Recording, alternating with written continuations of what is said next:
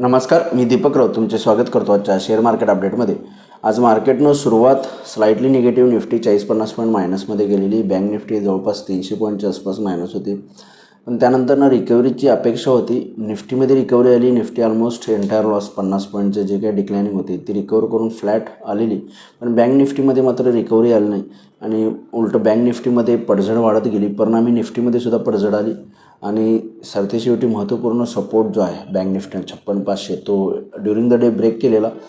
निफ्टीसुद्धा 23,800पर्यंत almost आलेली आणि महत्त्वपूर्ण सपोर्टपासून निफ्टीनं 23,800वरून क्लोजिंग सेशनला शेवटच्या अर्ध्या एक तासामध्ये थोडंसं रिकव्हरी दाखवली, बाउन्स घेतला। बँक निफ्टीनं सुद्धा थोडीशी रिकव्हरी, माइल्ड रिकव्हरी लोअर लेवलवरून दाखवून 56,500च्या अबाव बंद दिलं, पण अजूनही मार्केट जे आहे ते सपोर्टच्या आसपास आहे आणि थोडंसं कॉशियस राहणं गरजेचं आहे, कारण क्रूड ऑइलच्या किमती वाढत आहेत। $98पर्यंत क्रूड ऑइलची किंमत गेलेली आहे ब्रेंट क्रूडची। मार्केटचं काळजी करण्याचं रिझनच क्रूड ऑइलच्या किमती आहेत आजच्या आणि कालच्या सेशनमध्ये।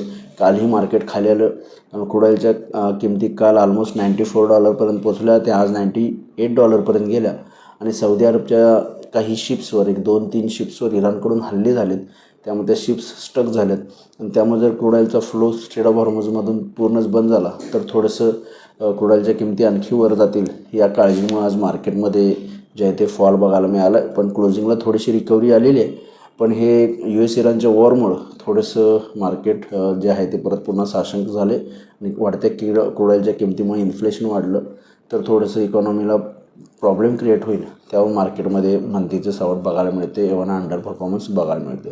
त्यामुळे ओव्हरऑल या न्यूजवर आहे, US इराण वॉर पीकवर आहे परत पुन्हा, त्यामुळे क्रूड ऑइलच्या किमती वाढलेत। ऑलमोस्ट $98 म्हणजे $100च्या आसपास क्रूड ऑइल पोचते, त्यामुळे मार्केटचं सेंटिमेंट निगेटिव्ह आहे। त्यामुळे या निगेटिव्ह सेंटिमेंटमध्ये उद्या ट्रेड करायचं असेल तर निफ्टीला लोअर लेवलला, निफ्टीला 23,800 स्ट्रॉंग सपोर्ट आहे। 23,750-800 ही जी 50 पॉईंटची रेंज आहे, एक स्ट्रॉंग सपोर्ट झोन आहे।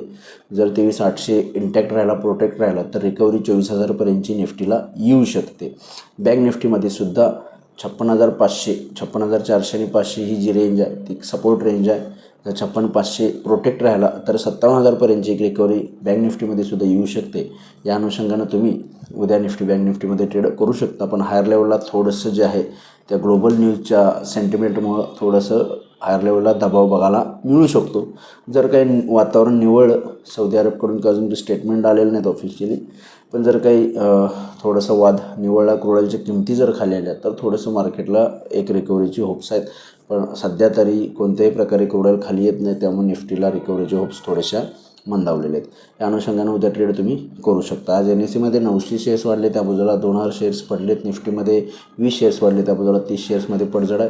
पडणाऱ्या शेअर्सची संख्या NSEमध्ये, निफ्टीमध्ये जास्त आहे। सेक्टर इंडिसाइजमध्ये सुद्धा आज ऑटो सेक्टरमध्ये थोडंसं बाईंग बघायला मिळालं, बाकी पडणाऱ्या सेक्टर्समध्ये आज रिॲलिटी सेक्टरनं लीड केले, त्यापाठोपाठ बँक्स, मेटल आणि एनर्जी सेक्टरमध्ये आज मंदी बघायला मिळते। ग्लोबल मार्केट ही युरोपियन मार्केटच्या बघायचं झालं तर 0.5% मायनस आहेत। डाऊ फ्युचर्स 200 पॉईंट मायनस आहे। त्यामुळे ओव्हरऑल ग्लोबल मार्केट्सवर सुद्धा आजच्या या इराण US वॉरचा परिणाम बघायला मिळते। त्यामुळे थोडंसं कुठंतरी सिच्युएशन निवळली पाहिजे तर मार्केटला एक चांगली रिकव्हरी येऊ शकते।